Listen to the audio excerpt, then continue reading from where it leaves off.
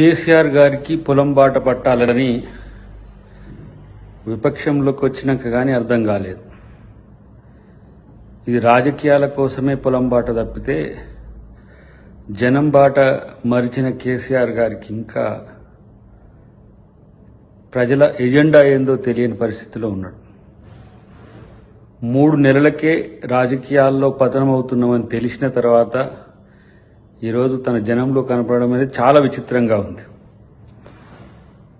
10 ఏళ్ల క్రితం మర్చిపోయిన జనం రాజకీయాల కోసం ఇప్పుడు అవసరం వచ్చిండ్రు.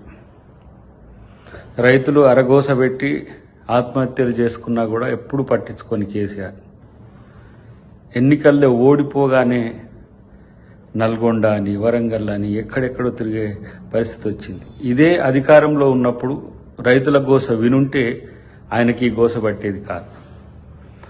ఇవాళ ఎన్నికల్లో నెగ్గడం కోసం జనంలోకి వస్తున్నాడు తప్పితే, ఎన్నికల్లో అవకాశం కొరకు జనంలోకి వస్తున్నాడు తప్పితే అసెంబ్లీకి కూడా రాని కేసీఆర్ ఇవాళ ఎన్నికల్లో తను నష్టపోతున్నా అని తెలిసిన తర్వాత ఇవాళ జనం గుర్తొచ్చిండ్రా మీకు?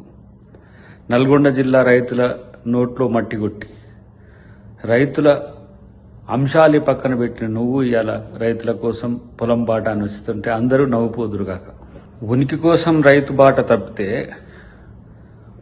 పొలాల్లో పంటలు నష్టపోతుంటే పండిన పంటలు రోడ్ల మీద ఆరబోసుకొని ఎండబెట్టుకొని మొలకలెత్తినా పట్టించుకొని కేసీఆర్ ఇలా రైతుల కోసం మొసలి కన్నీరు కారవడం చూస్తుంటే మాత్రం చాలా విచిత్రంగా ఉంది. ఇలా రైతు పంట కొనకపోతే ఏ విధంగా రైతు నష్టపోయిండో కనీసం తెలియదు. కాబట్టి ఇలా రైతులు నన్ను నష్టం చేసిందనే ఉద్దేశంతోనే మళ్ళా ప్రాధేయపడడానికి ఇలా పొలం బాట అని పట్టిన జనం బాట విడిచిన కేసీఆర్ గారిని రైతులు కాదు కదా ఇంకెవరు నమ్మే స్థితిలో లేరు. ఎన్నికలు రాజకీయాలు తప్ప రైతుల సమస్యలు ప్రజల సమస్యలు పట్టించుకొని కేసీఆర్ గారిని ప్రజలు నమ్ముతారని అనుకోవడం అనేది డొల్ల. ఇప్పటికైనా ఒక నిర్మాణాత్మకమైన ప్రతిపక్షంగా అధికార పక్షంతో సహకరించే విధంగా ఉండండి. మీరు నీళ్లు ఇవ్వకపోతేనే మీ ప్రాజెక్టులో డొల్లతనమే ఇలా రైతులకి కష్టాలు తీసుకొస్తున్నారు. ఇలా అప్పులు తీసుకొచ్చి 1000 కోట్ల అప్పులు తీసుకొచ్చి రైతుల నోట్లో మట్టి కొట్టిన పరిస్థితి. పవర్ పేరు మీద, ఉచిత కరెంట్ పేరు మీద ఇలా ఆ పవర్ను అమ్ముకొని ఇలా ఏ విధంగా రైతులకు నష్టం చేసిందో కూడా రేపు భవిష్యత్తులో తెలుస్తుంది. ప్రతి 20 సంవత్సరాలకు సౌత్ ఇండియాలో పర్టికులర్గా 1903 నుంచి మొదలు పెడితే 23, 43, 63, 83, 2003, 2023 ప్రతి 20 సంవత్సరాలకు ఇలాంటి నీటి ఎద్దడి అనేది సౌత్ ఇండియాకు ఒక ఎఫెక్ట్, అంటే ఒక ప్రభావం ఉన్నది. అది ఎల్నినా లానినా ఎఫెక్ట్తో కర్ణాటకలో కనీసం ప్రజలు కన్నీళ్లు మింగుతూ బతుకుతున్న పరిస్థితి ఉన్నది. తెలంగాణలో ఇంకా రైతులకు అలాంటి పరిస్థితి లేదు, ప్రజలకు ఆ పరిస్థితి రాలేదు.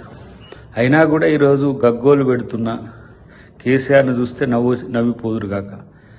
కట్టిన కాళేశ్వరం శనేశ్వరం అయింది, లక్షల కోట్ల రూపాయలు ప్రజాధనం దుర్వినియోగమైంది.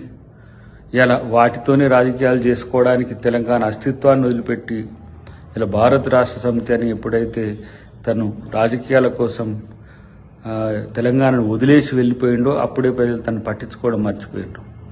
ఇప్పుడు ఎన్ని రైతుల కోసం మొసలి కన్నీళ్లు కార్చినా ఎవరూ పట్టించుకోరనే అంశాన్ని గుర్తుంచుకుంటే మంచిది.